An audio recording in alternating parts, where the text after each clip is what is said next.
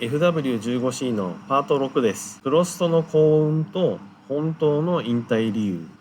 前回の動画でプロストの引退は外部からの批判だとかそういったものが非常にストレスになっていたという話をしたんですけども、他の理由もあるかなというねちょっと推測をして今回の動画作りました。技術的な車に関する理由とチーム内部に関する何か理由があるのかなとちょっと思います。まず車の話なんですけども、前年の FW14B なんですけども、これについてたハイテク装備っていうのを簡単に言うと、丸1アクティブサス、丸2トラクションコントロール、丸3セミオートマということになると思います。で FW15C で追加されたハイテクは丸4のパワーステアリング、丸5パワーアシストブレーキ、丸6アンチロックブレーキ、主にこの3つになります。92年 FW14B でパトレーゼはハンドルの重さに苦しんだ。剛腕のマンセルは問題なし。プロストには辛いはずだが。前年にマンセルが非常に速くてパトレーゼがちょっと遅かった。理由はいくつかあるんですけども、ハンドルが非常に重くてマンセルよりかは腕力のないパトレーゼはその辺が辛かったという問題があります。なのでこの車にそのままもしプロストが乗ったら結構辛いはずなんですけども、93年から追加で装備、丸4のパワーステアリング、丸5パワーアシストブレーキ、小柄で筋力に限界があるプロストは大いに助かった。プロストはこれについて全く明言してませんので推測にはなるんですけども、まずパワーステアリングでハンドルが軽くなるのはプロストにとって大いに助かったはずです。でパワーアシストブレーキも全く同じだと思います。 F1 のブレーキというのは渾身の力でブレーキを踏んでもブレーキロックまでいかないということがあるぐらいのブレーキの重さですから、これにアシストがつけばもう若くないプロストにとって非常に大きな存在だったと思います。ただし、丸6アンチロックブレーキは好みではなく、パワーアシストブレーキで十分と考えていた。使用頻度不明。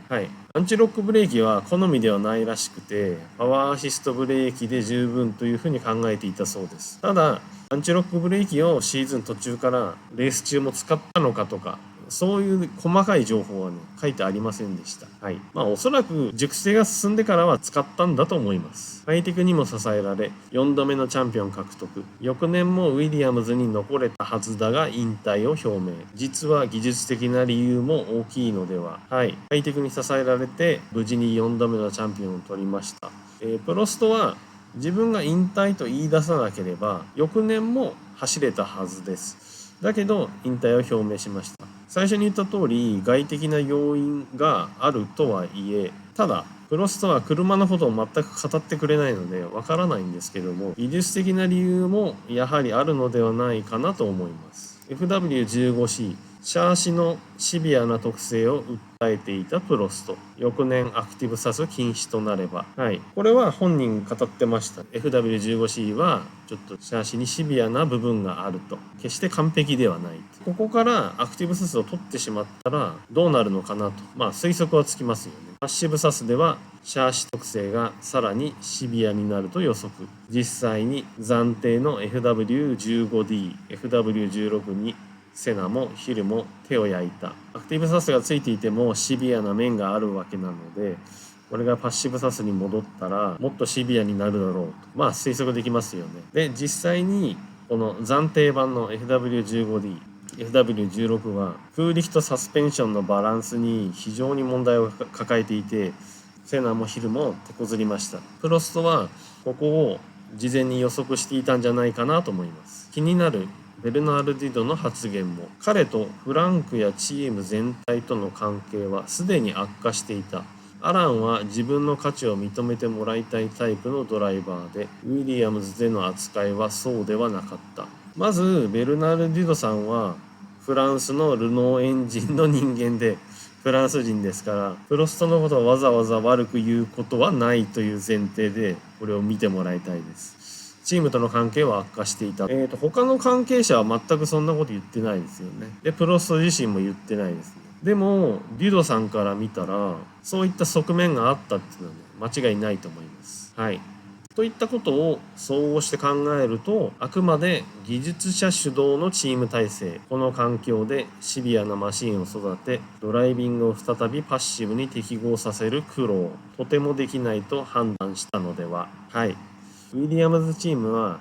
技術が最優先のチームと言えばいいのかな。ドライバーが頂点というチームではないですよね。そこにプロストは違和感を感じていたのかもしれない。で、その環境の中でパッシブサスとなった気難しいマシンを育てると。さらに自分自身のドライビングをアクティブからパッシブサスのドライビングに戻すという苦労をしなければならない。これを全部合算してこなすというのはとてもできないという判断をしたのではないかなと思います。プロストは車のこと話をしたがらないとなると、なおさらそこに強い何かが隠れているのではないかなと思って今回の動画を作りました。はい。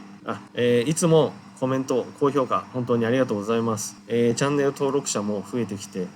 大変嬉しいです。引き続き動画作りますので F1 以外のものも作るとは思いますけども、これからもよろしくお願いします。